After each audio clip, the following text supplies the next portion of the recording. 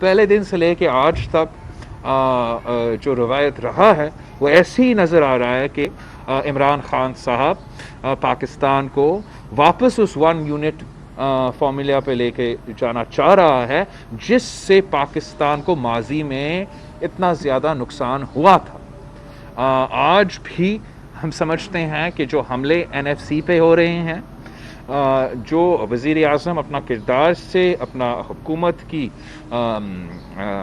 Decision से और अपने अल्फाजों से जो हमले करते हैं हमारे आइन पे, अपने ही वज़ीर आले को कहते हैं, अपना ही जो चीफ मिनिस्टर है, मैं तो कहता हूँ कि सिलेक्टेड है, वो तो समझता है कि इलेक्टेड है ना, वो कहता है कि चीफ मिनिस्टर्स डिक्टेटर्स है।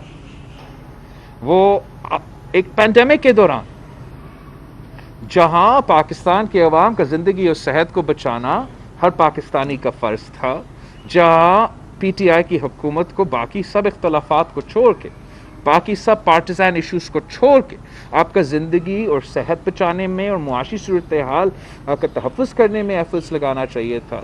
तब वो क्या कर रहे थे?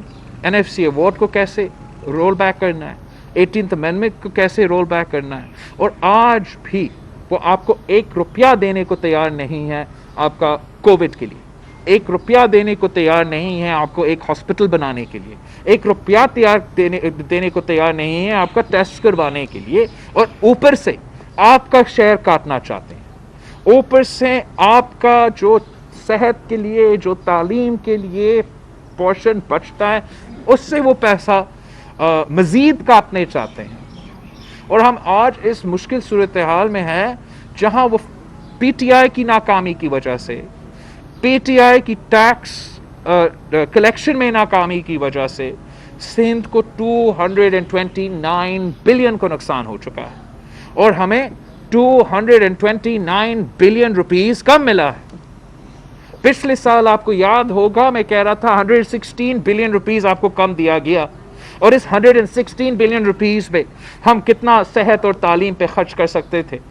आज कोविड में 229 बिलियन रुपीस से में कितना टेस्ट करवा सकते थे, कितना हाई डिपेंडेंसी यूनिट्स, कितना इंटेंसिव केयर यूनिट्स, कितना डॉक्टर्स, नर्सेज, कॉन्टैक्ट ट्रेसिंग का स्टाफ, कितना अपना वो काम इसी रकम से हो सकता था। और ये नुकसान सिर्फ सिंध के साथ नहीं हो रहा, पंजाब को भी PTI हुकूमत की नाकामी की वजह से, PTI की टैक्स रेवेन्यू जनरेशन में अपना ही टारगेट्स मिस करते हुए पंजाब को भी 480 बिलियन रुपीस का नुकसान उठाना पड़ रहा है एक ग्लोबल पैंडेमिक के दौरान। और उसी वक्त, उसी पैंडेमिक के दौरान आपका सिंध हुकूमत का जो टैक्स रेवेन्यू है वो पैंडेमिक के दौर में भी उसका इजाफा हुआ है। तो ये बताता है कि असल में 18th अमेंडमेंट और NFC अवार्ड कामयाब है। सूबाई हुकूमतें, ना सिर्फ सिंध, बाकी सूबाई हुकूमतें ने अपने टैक्स कलेक्शन में भी इजाफा किया है। अगर कोई कमी हुआ है, नाकामी हुआ है, फेलियर हुआ है, तो FPR की तरफ से, इस्लामाबाद की तरफ से ये प्रॉब्लम्स क्रिएट किए गए हैं, और आपका शेयर काटने के बजाय, सिंध का, बलूचिस्तान का, KP से पैसा लेने के बजाय हमें इस पे ध्यान देना चाहिए, जहां आप टैक्स कलेक्शन में इजाफा करें, जहां सबका शेयर में इजाफा हो, और वफाक को भी उतना मिले जिनका उनका हक है, और पाकिस्तान के गरीब अवाम के सेहत के लिए, एजुकेशन के लिए उनका हक भी दिया जाए।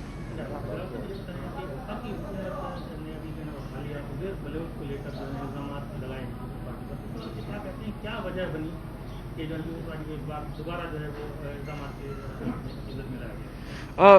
PTI की हुकूमत तो कोविड के शुरू दिन से हर उस इशू पे बात करना चाह रहा है जो कोविड रिलेटेड नहीं है, जो अवाम के असल मसाइल से रिलेटेड ना हो, और वो हमेशा ये कोशिश करते हैं कि अवाम को डिस्ट्रैक्ट करने से। मुझे नहीं पता ये क्यों इस इशू को उठाया गया, शायद इसलिए कि उन्होंने उसी वक्त जब ये इशू चलाने की कोशिश कर रहे थे, वो कुलभूषण यादव के लिए ऑर्डिनेंस निकाल रहे थे, और वो नहीं चाह रहे थे कि और आप और मैं ये सवाल पूछे कि ये कैसे मुमकिन है कि एक वजीर आजम कुलभूषण यादव के लिए ऑर्डिनेंस निकाले और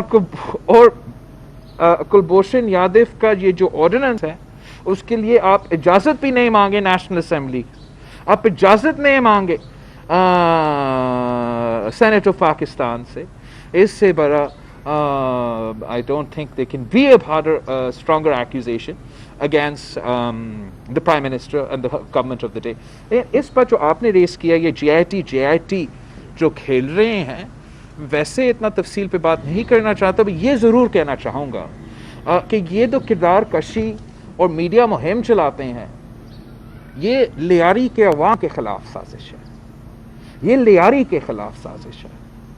जो कराची में रहने वाले हैं उनको तो पता है कि जब पूरा कराची जल रहा था तो आप लियारी में जाके पनाह लेते थे। अगर May 12th हुआ है, अगर कराची के हर सड़क में, हर गली में कराची के अवाम ने अपने बेटे के लाशें उठाई है, अगर हमारा शहर हर हफ्ता बाद बंद हो जाता था, पूरा पाकिस्तान की मईशत रुकवा जाता था, तो वो क्राइम लियारी से नहीं होता था, वो कोई और करते थे। उनका चेहरा साफ करने के लिए लियारी के और गैंगस्टर्स है, लियारी में भी है, पूरा पाकिस्तान में क्रिमिनल्स होते हैं। क्रिमिनल्स नहीं होना चाहिए, क्रिमिनल्स के खिलाफ एक्शन लेना चाहिए और कानून को अपना कोर्स लेना चाहिए। लेकिन पंजाब का भी एक छोटू गैंग था, क्या इतना वो टीवी पे चला? हर दूसरा डिस्ट्रिक्ट में कोई गैंग है। भाई क्या फॉल्स इक्विवेलेंसी वो क्रिएट करने की कोशिश कर रहे हैं। लियारी का गैंगस्टर्स उसामा बिन लादेन से तो कंपीट नहीं कर सकते ना।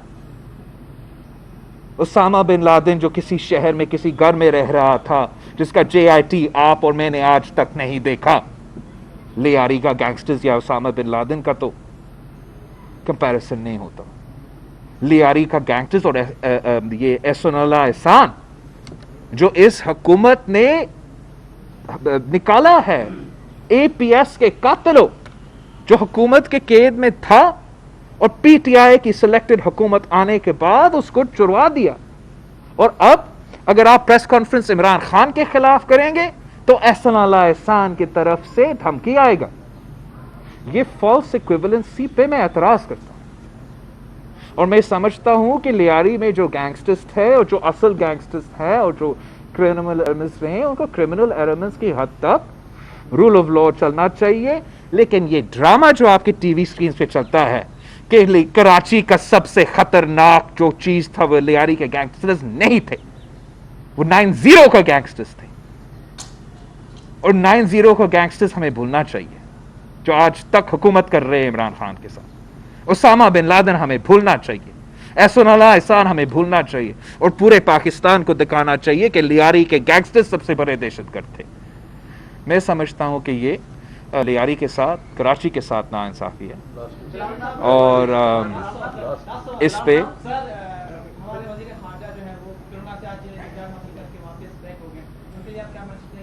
हमारा उसको